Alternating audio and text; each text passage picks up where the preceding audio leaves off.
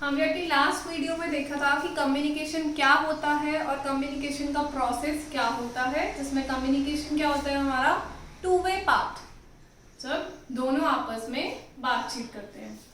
अब हम नेक्स्ट अपना जो टॉपिक डिस्कस करेंगे वो होगा फैक्टर्स अफेक्टिंग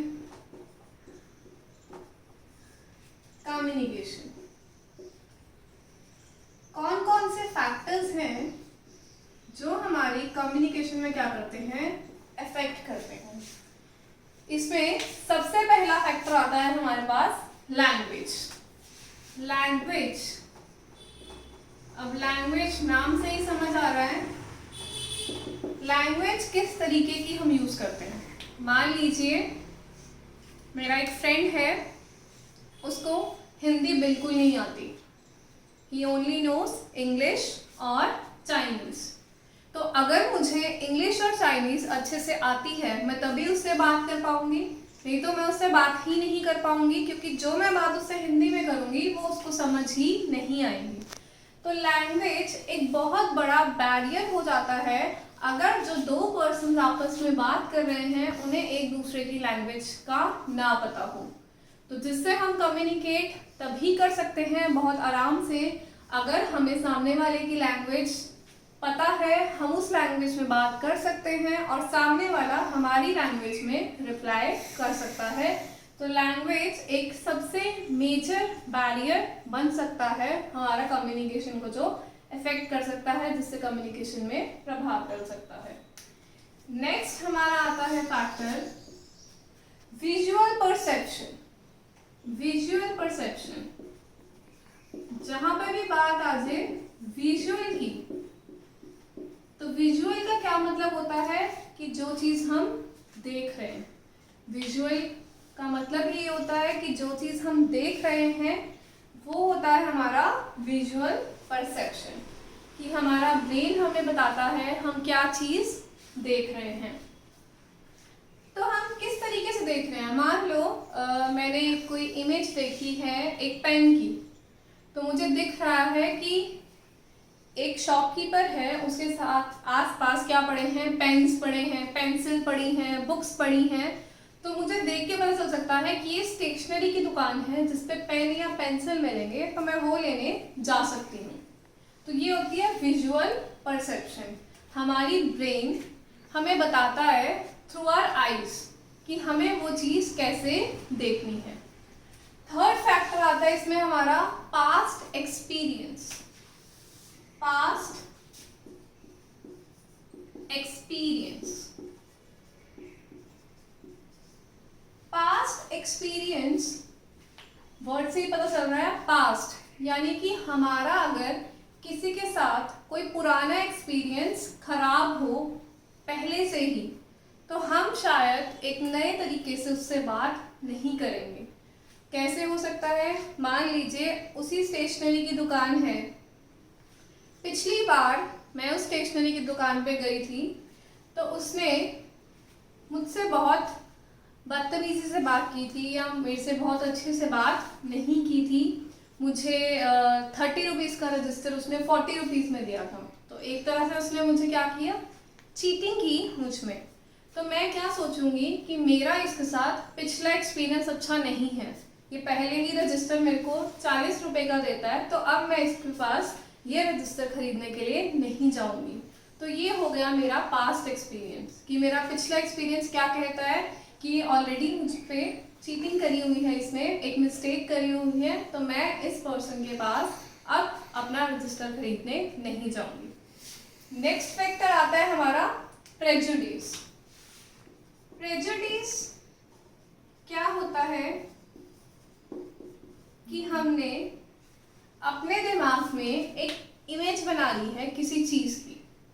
एक अपने दिमाग में मैंने पहले ही सोच लिया, अगर मैं टीचर हूँ, मेरी क्लास है मान लीजिए 40 स्टूडेंट्स की, तो मैं कोई क्वेश्चन पूछूं और मैं पहले ही सोच लूँ कि ये क्लास तो बिल्कुल नहीं दे पाएगी, इन्हें कुछ नहीं आता।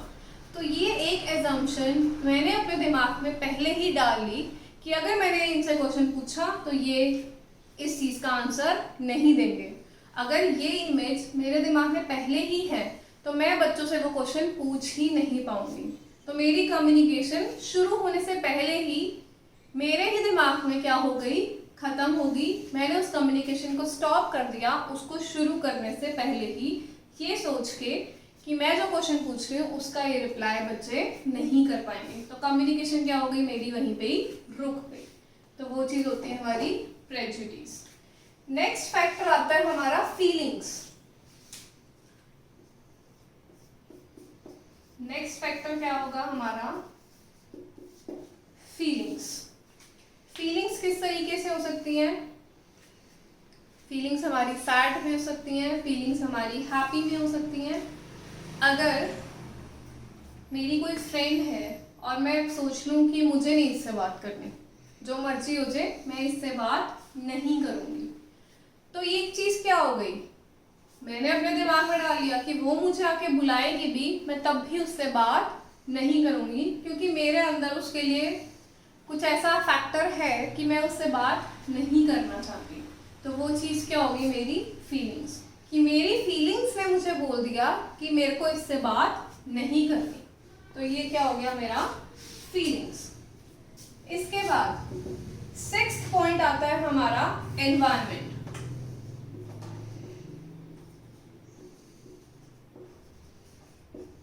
एनवायरनमेंट जिसका मतलब होता है हमारी आसपास की सराउंडिंग्स। आसपास की सराउंडिंग्स कैसे हो सकती हैं? मान लीजिए एक स्कूल लग रहा है और स्कूल के साथ में ही एक गुरुद्वारा है, और गुरुद्वारे में हमारे उनके कुछ बोल चल रहे हैं और उसी टाइम पे क्लासेस लग रही हैं। तो टीचर बच्चे से नहीं बात कर पाएगी क्योंकि उस टाइम पे गुरुद्वारे से इतनी ज़्यादा नॉइस आ रही है कि वो कहीं ना कहीं हमें क्या करेगी, डिस्टर्ब करेगी। कहीं ना कहीं वो इस चीज़ का क्या बन जाएगी, बैरियर बन जाएगी। तो वो क्या होगा हमारा एनवायरनमेंट, कि आसपास से अगर कोई भी नॉइस, कोई बातचीत करने में आपको डिस्टर्ब करती है, आपको तंग करती है, तो वो फैक्टर किसके अंदर आ जाएगा, हमारा एनवायरनमेंट। इसके बाद आते हैं हमारा 7th point is your personal factors.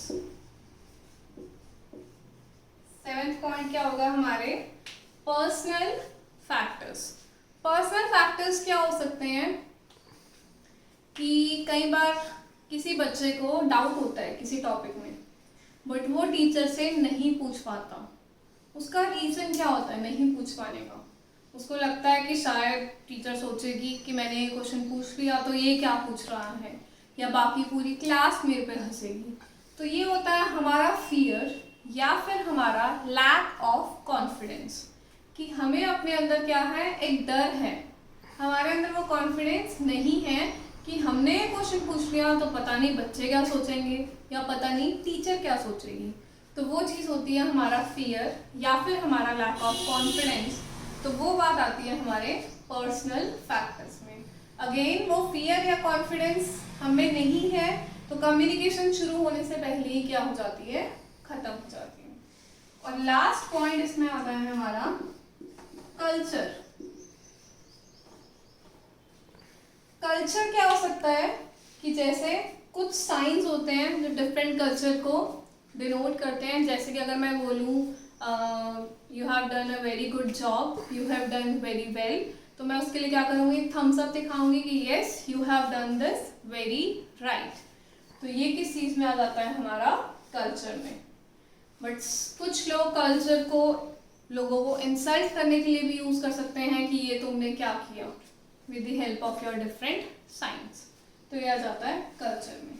तो एक बार फैक्टर्स को रिव्यू कर लेते हैं। सबसे पहला फैक्टर है लैंग्वेज। लैंग्वेज, कोई चाइनीज से बात कर रहे हैं आपको, तो आपको बात करने में क्या आएगी, प्रॉब्लम आएगी। विजुअल परसेप्शन, जो भी चीज़ हम अपनी आंखों से देखते हैं उसमें कम्युनिकेशन। पास्ट एक्सपीरियंस, अगर मेरा पिछला एक्सपीरियंस किसी के साथ सही नहीं है तो मैं उससे बात नहीं कर पाऊंगी। 4th पॉइंट इज प्रेजुडिस, मेरे दिमाग में पहले से ही फिक्स्ड आइडिया है कि ये पर्सन ये काम नहीं कर पाएगा, तो मैं उसको बोलूँगी नहीं। 5th is your feelings. Feelings can be your sad, emotional और हैप्पी, हमारी जिस तरीके की भी फीलिंग्स होगी। Sixth is environment. इन्वायरमेंट क्या होगा कि बाहर से कोई भी नॉइज हमें डिस्टर्ब ना करे। Seventh is our personal factors, कि हमारे अंदर पहले ही कॉन्फिडेंस नहीं है या हमें डर है तो हम बात नहीं कर पाएंगे। And eighth is our culture, कि डिफरेंट साइंस जो होते हैं फॉर गुड जॉब और फॉर इंसल्टिंग अदर्स। तो ये थे हमारे फैक्टर्स अफेक्टिंग कम्युनिकेशन।